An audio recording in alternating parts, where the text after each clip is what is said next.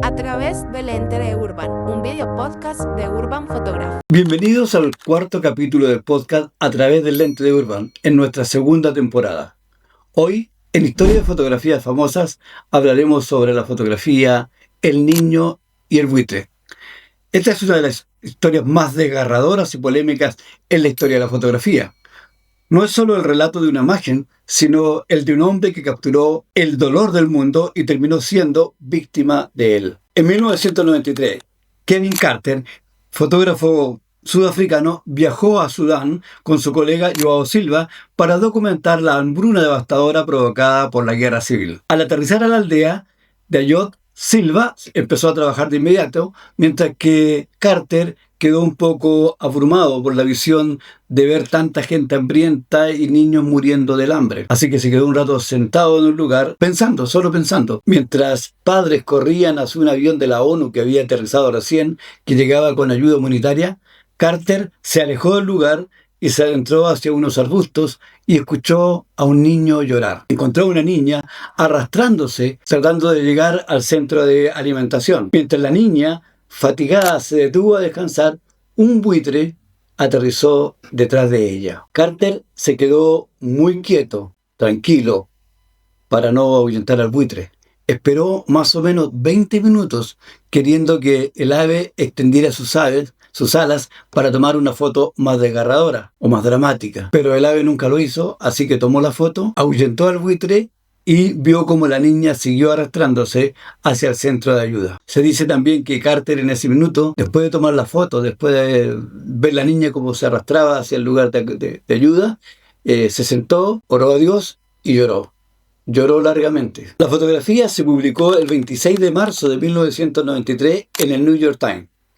El mundo quedó en shock al ver la imagen, que se convirtió en un símbolo universal de la tragedia africana y la indiferencia de Occidente. Miles de lectores se preguntaban qué había pasado con la niña. Mandaban cartas a la dirección del diario preguntando cuál había sido el final de esa niña. El diario tuvo que escribir un comunicado diciendo que la niña finalmente había llegado al lugar de ayuda humanitaria, donde lo esperaban para darle alimento. Pero de todas maneras, las críticas hacia Kevin Carter siguieron. De hecho, el periódico San Petersburgo Times escribió: el hombre que ajusta su lente para tomar el encuadre adecuado del sufrimiento de un niño es, de hecho, otro depredador, un segundo buitre en la escena. Así describían la actitud de Carter al tomar esa fotografía, como un depredador, asimilando al buitre. En abril de 1994, Kevin Carter recibió el premio Pulitzer por esa fotografía. Fue el punto más alto de su carrera, pero emocionalmente estaba quebrado. Cargaba con la culpa de no haber hecho más, pero los fotógrafos tenían órdenes estrictas de no acercarse a los heridos o muertos para no contagiarse por las enfermedades que pudieran tener esas víctimas. Kevin sufría además por la muerte de su mejor amigo Ken, ocurrida días antes de recibir el premio. Apenas 3 meses después de ganar el Pulitzer, que ganó el 27 de abril de 1994, se suicidó el 27 de julio de 1994 por inhalación de monóxido de carbono dentro de su camioneta. Tenía solo 33 años y dejó una nota que decía así: estoy deprimido, sin teléfono, dinero para el alquiler, dinero para la manutención de los hijos, dinero para las deudas, dinero. Me persiguen los recuerdos vividos de los asesinatos y los cadáveres, y la ira y el dolor de los niños hambrientos o heridos, de los locos del gatillo fácil, a menudo policías, de los verdugos asesinos. Esa fue la carta de despedida de Kevin Carter, el fotoperiodista que se hizo famoso por esta trágica foto. Durante mucho tiempo se pensó que la niña era una niña, pero en realidad no era una niña, sino que era un niño. Además se creía que había muerto ese mismo día, pero en realidad tampoco murió ese mismo día. En 2011, un equipo de periodistas españoles viajó a Ayot y descubrió que Coñón, como se llamaba, era un niño y no una niña, y sobrevivió a la hambruna.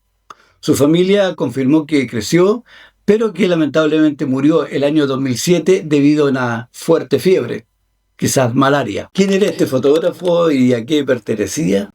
Bueno, él pertenecía a un grupo de 4 fotógrafos, el Van Van Club, que era un nombre, una organización no oficial, o sea, ese nombre no existía, sino que se lo habían puesto en un periódico sudafricano a estos 4 amigos fotógrafos que se volvieron inseparables entre 1990 y 1994. Su historia era la definición de vivir al límite. Mientras la mayoría de la gente huía de los tiroteos de los municipios sudafricanos, estos estaban más cerca del fuego. Vivían entre las balaceras. ¿Y quiénes eran? Bueno, Kevin Oosterbrock, el líder natural y mentor del grupo. Era el fotógrafo jefe del diario The Star. Su muerte fue el golpe de gracia para la inestabilidad emocional de Kevin Carter. Kevin Carter, el más emocional y frágil del grupo. Su foto en Sudán lo hizo famoso, pero él se sentía más identificado con la lucha en su propio pueblo, en los barrios y las ciudades sudafricanas, en el tiempo del apartheid. Otro que componía el grupo era Greg Marinovich. Fue el primero en ganar un Pulitzer antes que Carter, por una serie de fotos espeluznantes de un hombre siendo quemado vivo y apuñalado por simpatizantes del Congreso Nacional Africano. Y el último, Joao Silva, el sobreviviente más resiliente. Fue quien acompañó a Carter a Sudán años antes.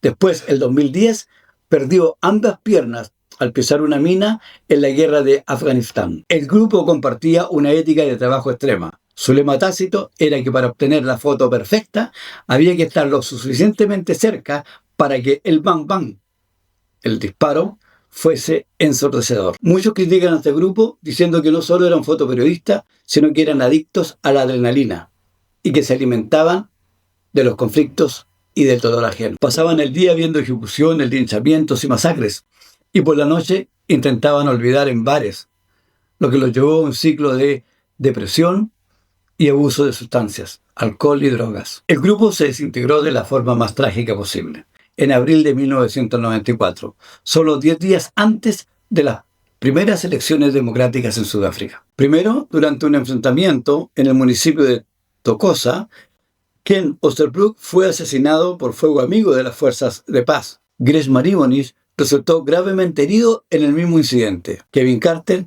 llegó al lugar un poco más tarde y quedó devastado por no haber estado allí y haber sido él quien recibiera esa bala que mató a su amigo Ken.